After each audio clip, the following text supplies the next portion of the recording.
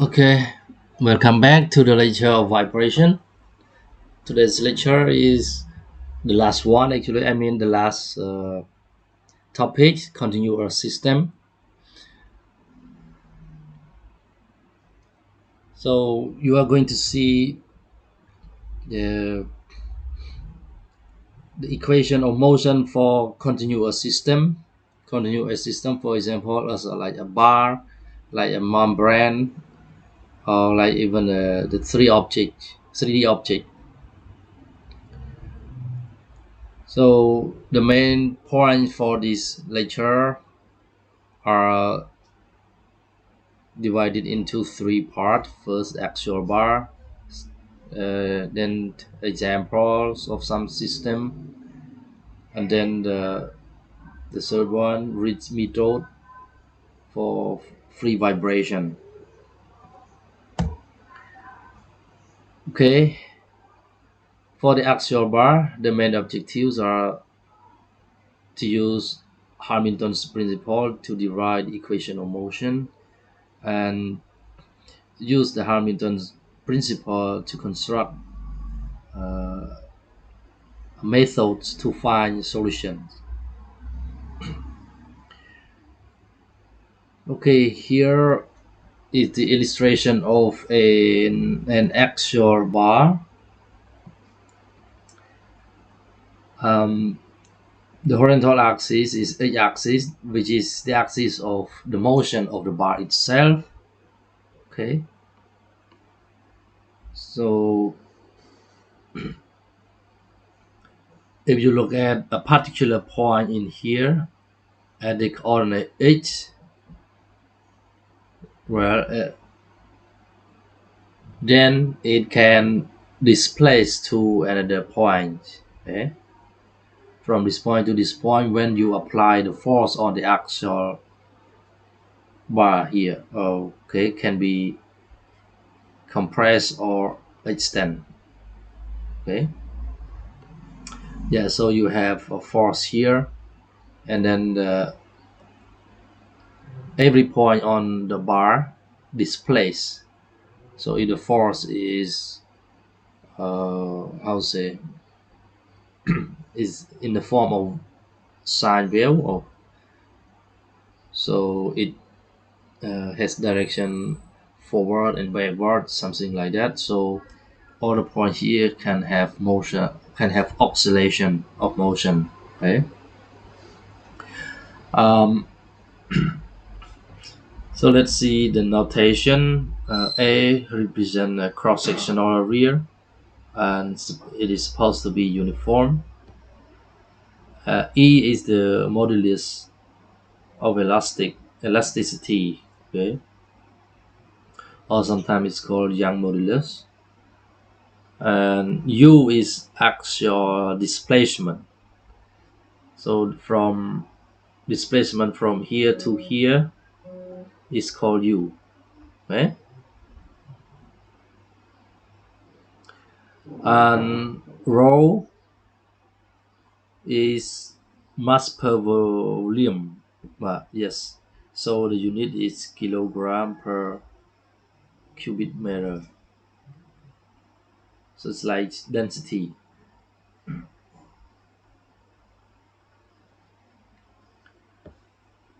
For displacement sphere, U, uh, V and W are representing the displacement on the three axes, axis X, Y, and Z. And of course, displacement, all these three displacement are function of the location of individual point, right? But in this actual bar study, we only consider the motion on the x-axis, which is u. Okay, u displacement on x-axis. The location of individual points is defined by h and time. Okay, so this point on the x-axis, okay, it has this distance in one instant of time, but in the next instant of time t, it may displace to somewhere else. Okay, so the displacement of one point is a function of the location with respect to it itself and the time.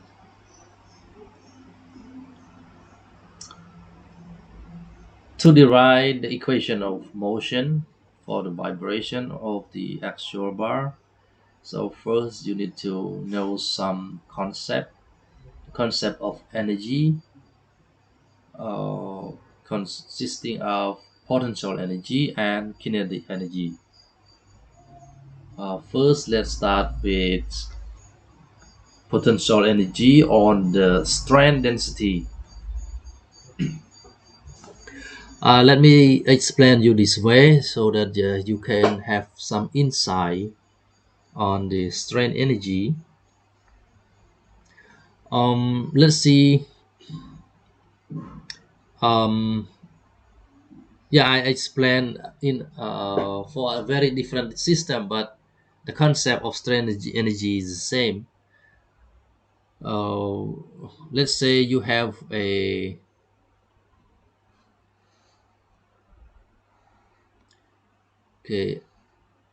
a bar, but let's say it's a little bit flat.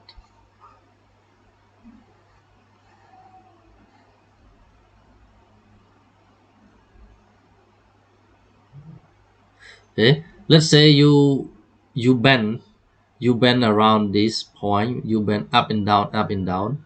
Okay, let's say you fix here. Okay, you have something to fix around here. Okay. And you bend here up and down, up and down. So yeah,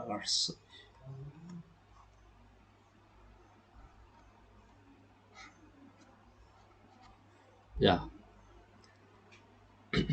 you do it many times, and then you touch here, you will feel the heat from the material itself. Let's say this is a metal not so thick that you can bend up and down many times. You will feel the heat generate from at this part. Okay, so why there is such a heat from this zone? If you look at the very small array here at the microscopic level, well, microscopic level in the sense of infinite infinitesimal. Okay, uh, look at around here. Okay, you see, uh, yeah, you have an infinitesimal element.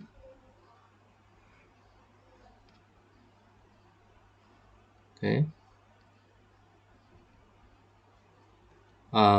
let's say if this is direction h,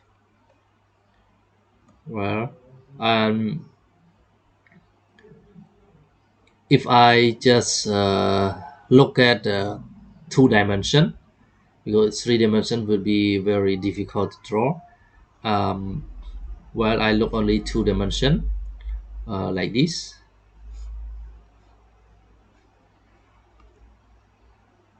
Okay, so here you have x-axis, and up here you have y-axis. Okay, so when you bend up and down, this one can change the shape, change the shape to be, well,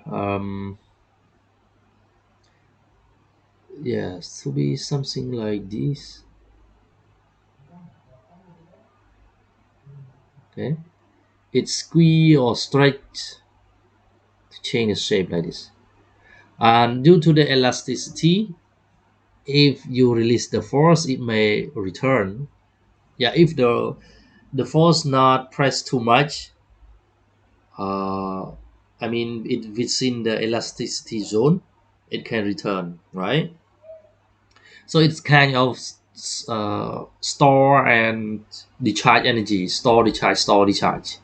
But at the same time, there could be, uh, yeah, if I illustrate it in only one direction of H, let's say this one stretch sometime and then compress, stretch, compress, stretch, compress, in form of store energy, discharge energy, store, discharge, store, discharge. But uh, there must be damper effect. Then if I illustrate it only in one direction, it's, I mean, I only have interest on direction H. So of course it has motion in direction Y as well. So we can illustrate it like this. Yeah, this is like mass M, and you inject the force forward and back, okay, back, forth, back and forth, to store energy in the spring, and then the spring release energy, but the energy will dissipate from the damper here. So here is the heat, the or the source of the heat. Okay, the damper convert all the energy into heat. Well, so, and what I'm trying to explain here is that there must be a certain type of energy storage and discharge in the form of strain energy. Okay, strain energy, due to the change of the shape of the small element in the form of infinitesimal,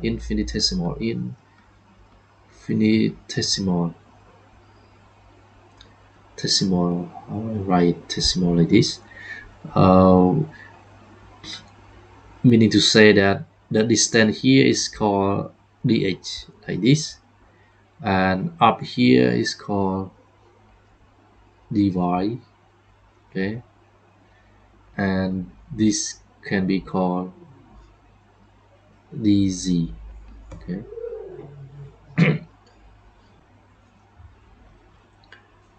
so in this small element there must be a form of stretch, squeeze, and it can store energy when it operate in the elastic zone, and that store energy can be released, yeah, something like that. Okay, so the heat that generate from here is very small actually.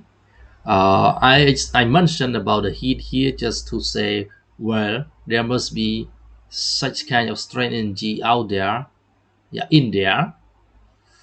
But actually for vibration we uh, ignore that heat, that damping effect. Okay, and we only consider the store and discharge energy in the form of spring, the elastic zone in the infinitesimal element. So at this infinitesimal element, the force is represented by force per unit of surface. So this area has surface A, okay, cross-sectional area for the infinitesimal. But yeah, for the actual bar, the infinitesimal would be just like this. We only consider dh like this, and also it has the cross-sectional area. So cross-sectional area here is the section of the bar itself, where this A I explained in a three-dimensional case. It is called cross-sectional area of the infinitesimal element.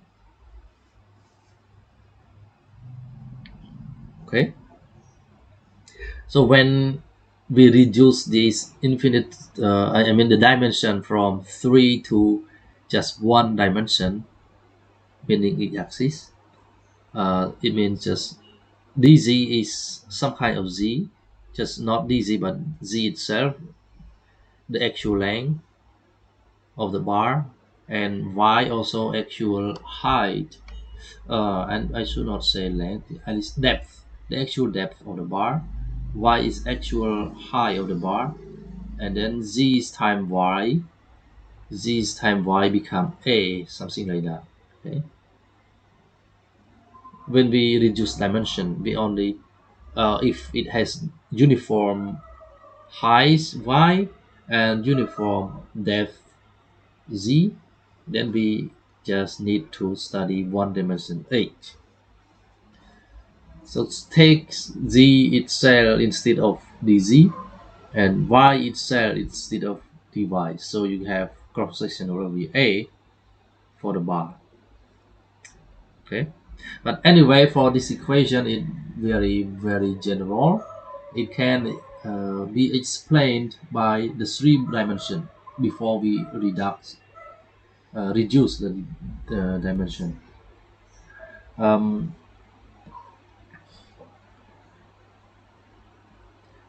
so for this element, I explain again for the force exerting on this element. Okay, is represented by force by unit area, actually force by unit area. Okay, if this element is taken from large element from this here, if I make a cross section, so here a rectangle cross section here have a rectangle shape.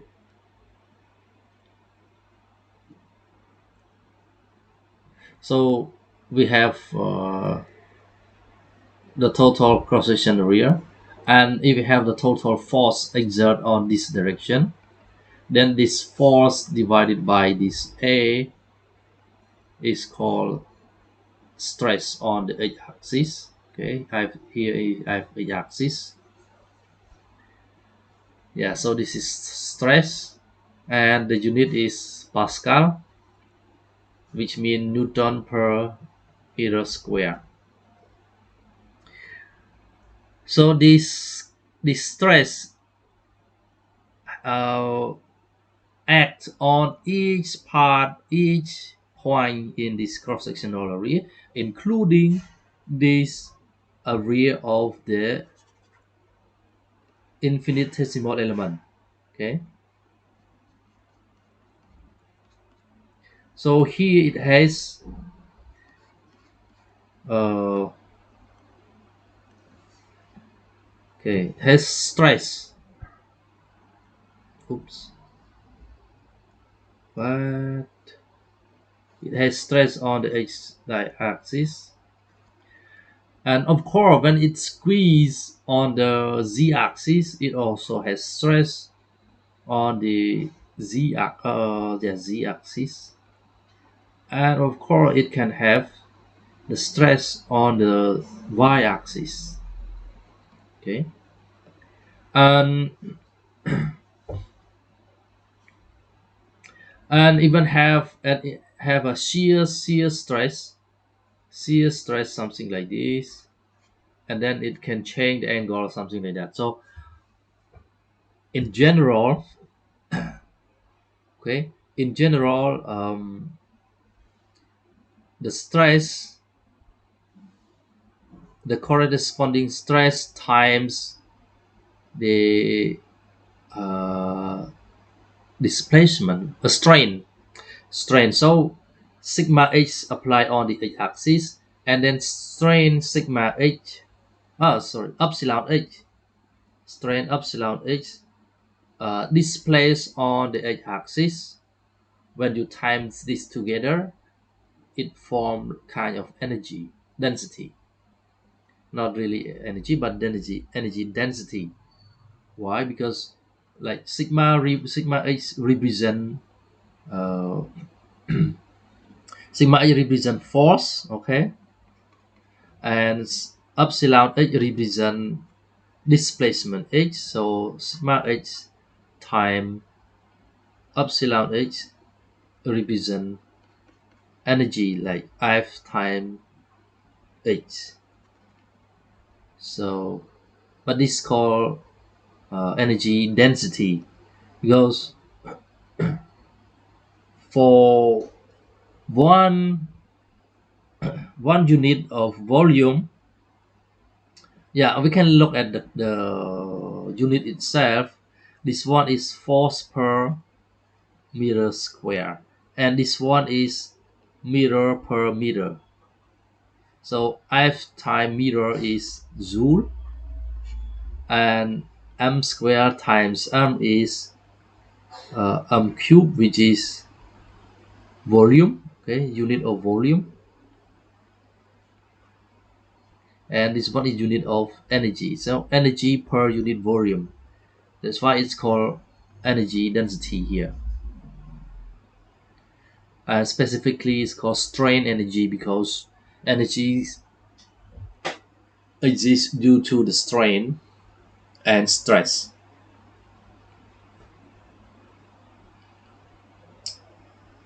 Is there any question at this concept? Subon, you have question? No question. Okay.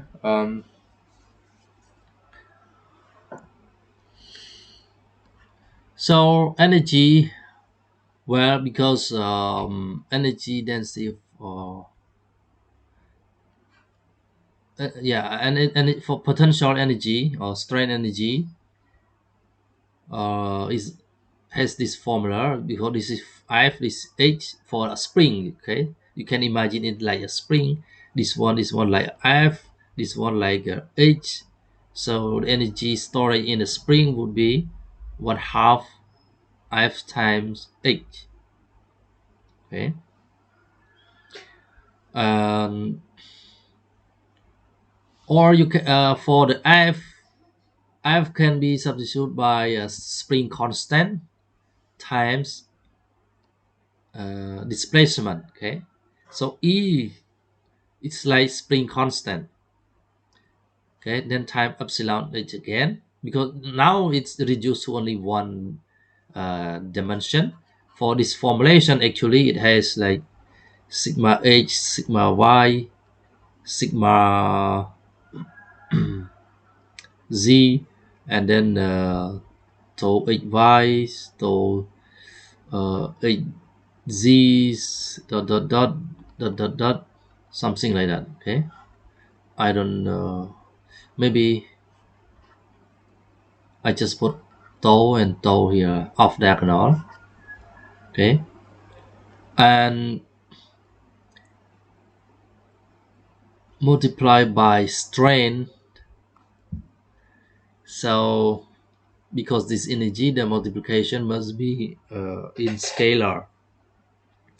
So it you have some kind of operation, maybe transform it into raw vector like sigma h, sigma y, sigma z, tau h y, and then multiply by epsilon h, epsilon y, gamma, no, epsilon z, gamma y, and then you have the part, the sum all of this. So it's one. Okay, I erase this. So sigma epsilon has this kind of form. Okay, so 1/2, then you get 1/2 here, something like that. But now reduced to only one dimension. um, Epsilon, sorry, stress itself, okay, or force itself is proportional to a force of a spring constant time displacement. Okay, so and by the definition of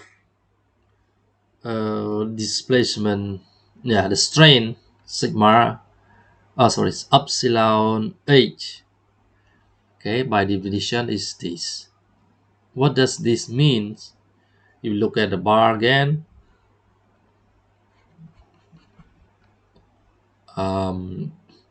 for the point.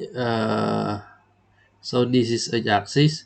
So when this point here displaced to this point, so you got the u, and you got here is the original location is 8, and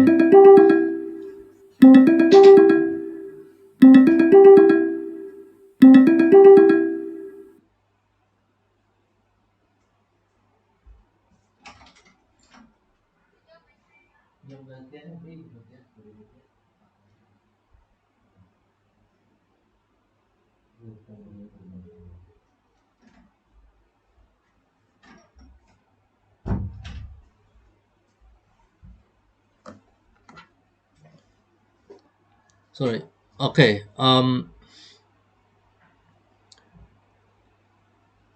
okay, so for the h plus delta h, so here h here and h plus delta h is here, maybe bigger.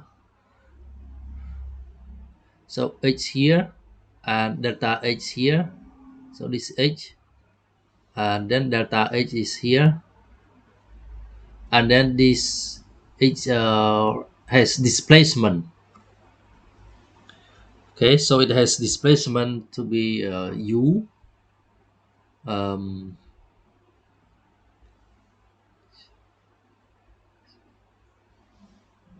well, how can I say, I can say, okay, let's say this is h1 and this is h2. So when it displays to here, h1 become here, I can, yeah, and then h2 become here,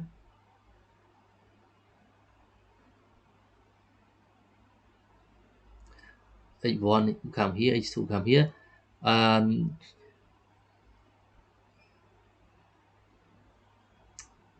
it means the total displacement from h1 here to here is u1 and u2 here. So delta u over delta partial u over partial h means you can imagine u2 minus u1 over h2 minus h1. But when h1 approach to h2, okay, h1 approach to h2, then you have uh, delta partial u over partial h, right?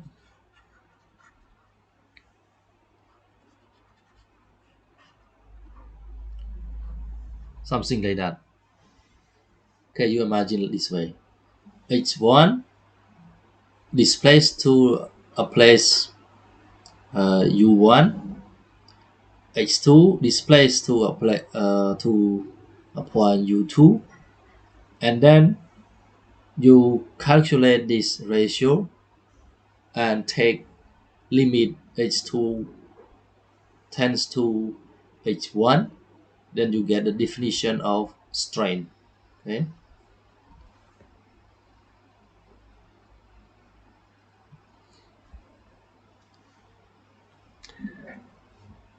Well, now you have um, partial u partial h twice here, then you have this term. Okay.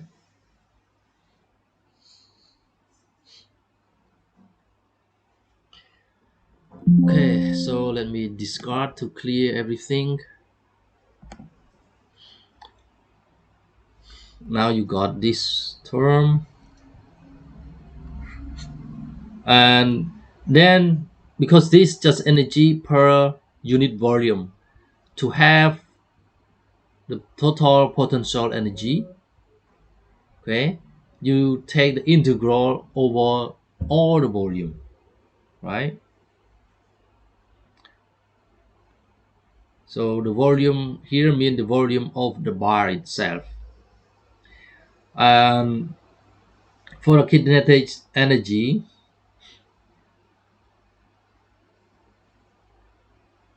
yeah, for kinetic energy, if you look at the,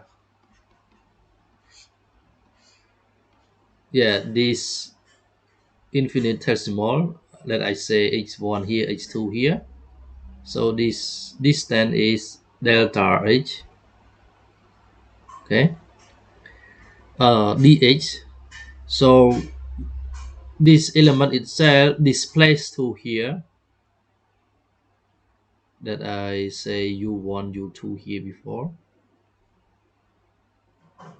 So when it displays to here, it has velocity u dot. All right, yeah, it has velocity u dot, because from here to here is u. Let's say from the center here, or maybe just say from h1 to u1 here is u.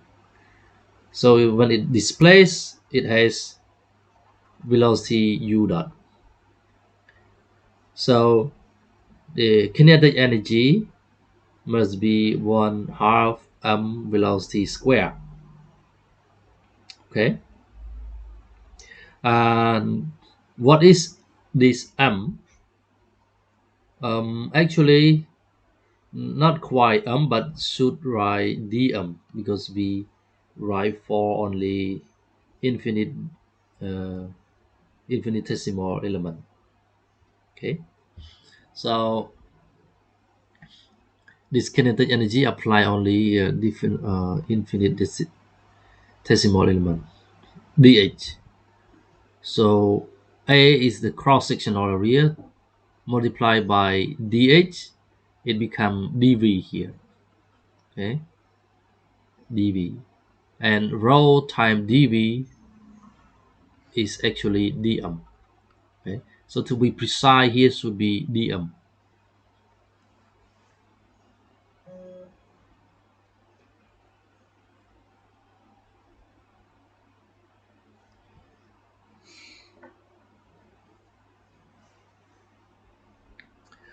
And then we can apply Hamilton's principle, uh, which means, yeah, which is a slight change of kinetic energy is somehow equal to the slight change of potential energy.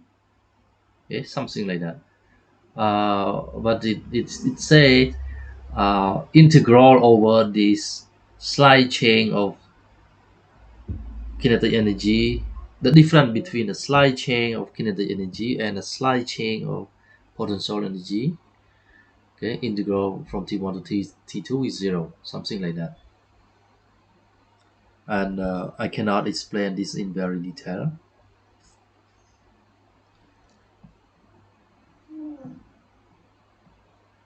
Um,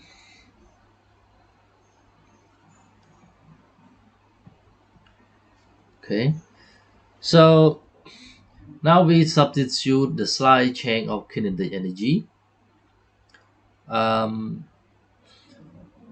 so when we write kinetic energy in the form of infinitesimal element dh, then the total kinetic energy must integral over the length h, the length of the bar itself, not h, sorry, but the length of the bar itself, which is L.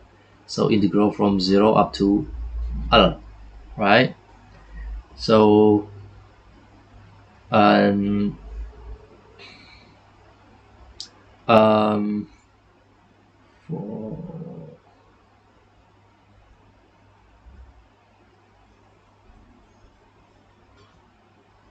um, yeah, so for dv here can be substituted by a dh. Okay, so for the potential energy, it has ADH. For the kinetic energy also has ADH. Then we can have A for the kinetic energy term. We can also have A for the potential energy term, and DH also, right? So ADH, ADH here. What about the operation delta T? So delta apply on this. When you apply delta, it's also differentiation on here. So because you have u dot square here, then you have 2 times. No, I mean if I apply delta of on the u dot square, then you can have 2 times u times delta u.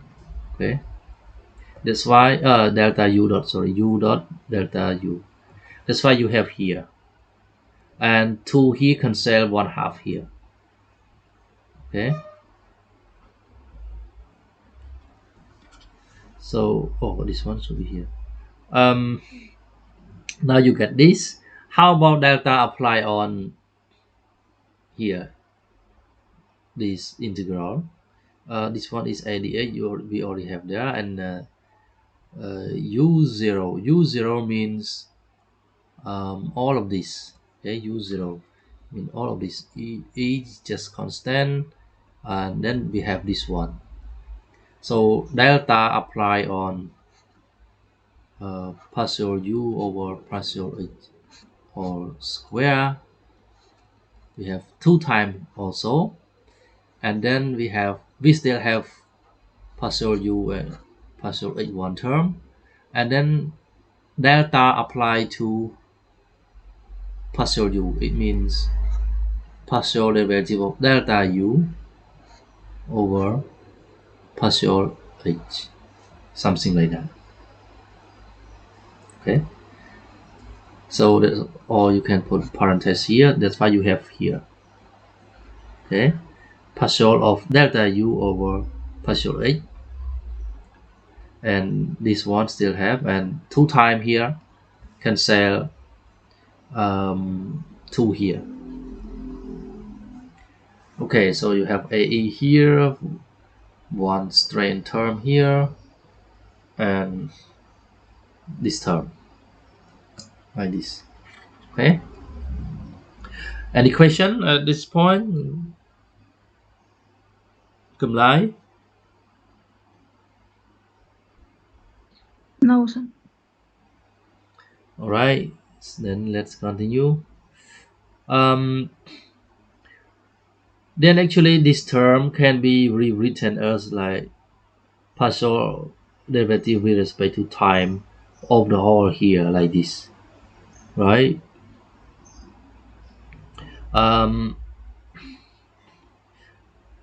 Delta h.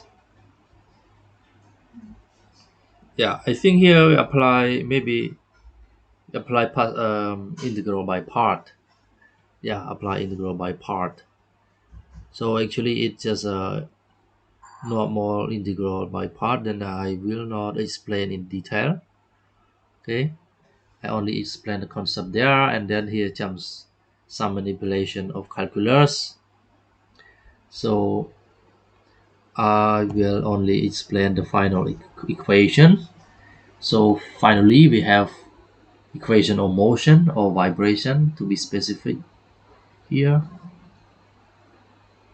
Okay, so the equation means the output for the equation is the displacement u. Okay, displacement u, say at point h, how much it displaces to another point, something like that. At a given h, how much it displaces. Okay, this is what u means. And also given at an instant time t, right? Again, when you apply force on this, then at location h, original h, and at time t, instant time t, how much this one displays from this location. Okay, it may displace to this location, and it's called u of h of t, and this u h of t is solved from this equation. Okay, and for the right hand side, for the 0 at the right hand side, Okay, so okay, this motion is described within the bar, right? So this bar has boundary condition. What condition apply on this end, and what condition apply on this end? Okay, so the force that apply here would appear in the boundary condition, but not in the equation itself, because this equation is relationship from strain and g, stress and strain, and so on, and inside, okay, derived from the internal energy in the bar. And if the cross-sectional area A is constant, then the equation is reduced to this, because this becomes just constant, this becomes just constant. Then this equation we can just divide, okay, both side by rho A, and A is cancelled, and then we have E over rho here, E over rho here, and it is denoted by alpha square. Okay, that's why alpha square appear here.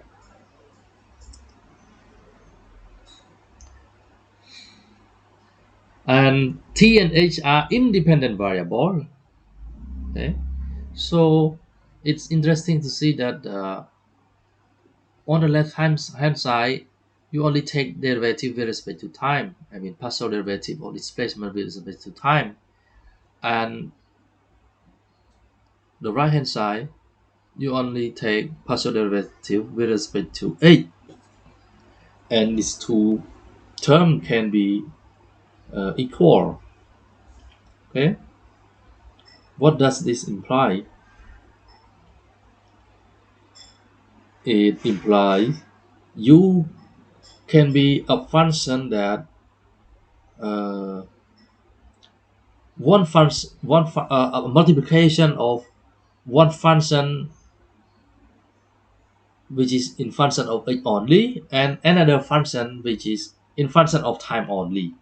Okay, and it's called separation of variable. So u of h equal to one function of h only time one function of time only. Okay, and then when take partial derivative, um,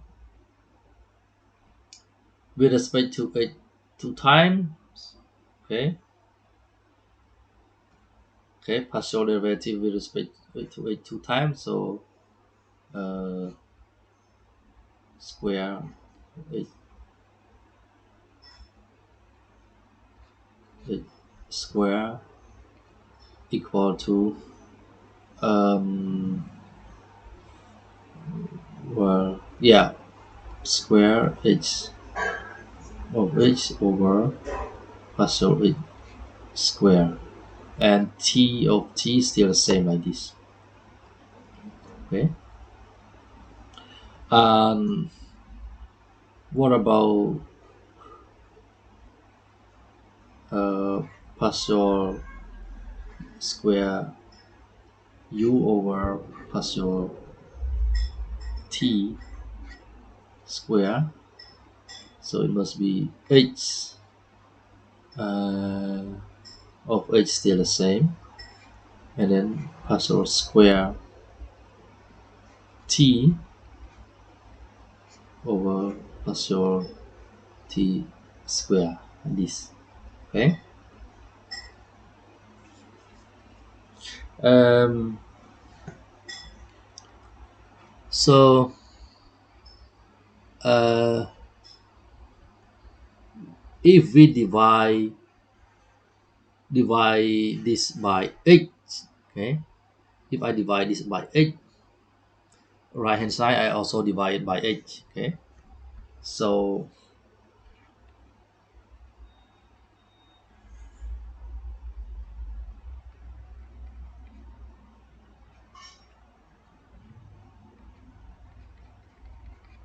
divided by 8,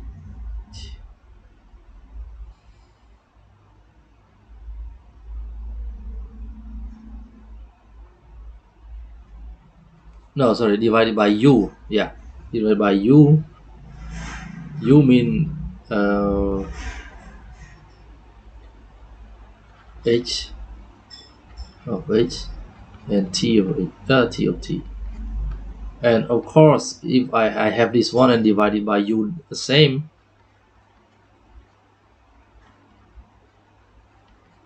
and here I have partial square, and I have h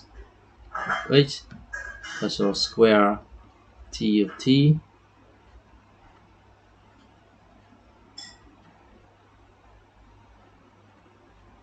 squarity. So for this term I can cancel h, for this term I can cancel t. That's why I only have now on the left hand side all variable is only h. Okay, function also function of h. Then we can rewrite partial derivative to be total derivative, just one variable, so we can write d like this. Same happen for the right hand side. Okay, so these two terms are equal. Equal to what then? It can be equal to constant because this ratio is always equal. Okay, some function of h divided by some function of h equal to some function of time divided by some function of time t, always equal, which means they can equal to some any constant. Okay, any constant. So just call it p constant p square, right? Yeah, p square. Then we can solve separately for time and for h, just second order, and then these both function t and h just combination of cosine and sine function, right? And because p can be anything, can be any constant, right? So then the solution could be the combination of the solution with different value p, right? One p we can have one set of solution, another p we have another set of solutions, and combination of these solutions will still be the solution of the original equation. Something like that. That's why finally the answer, the solution of this equation is the combination of all possible value p. Okay, that's why here I take from 1 to infinity. Okay,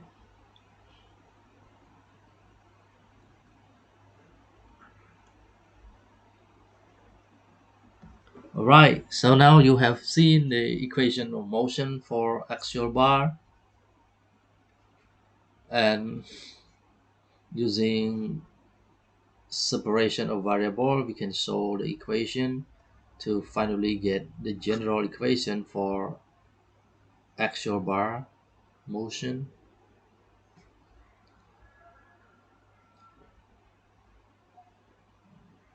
Do you have any question?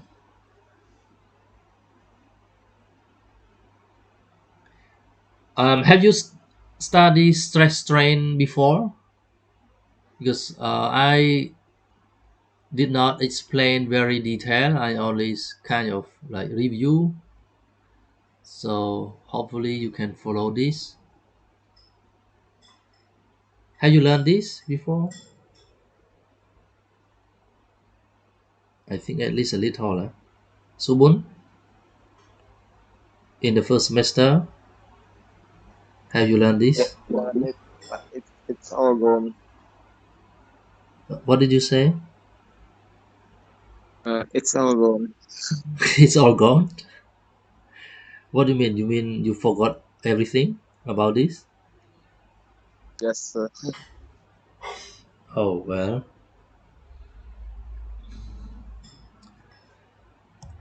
All right. Anyway, I hope what I explained was somehow useful, or I mean, it could remind you something. So, you have any question? Yeah, any one of you? Silent, then I take it as a no. So, then we can end our lecture now.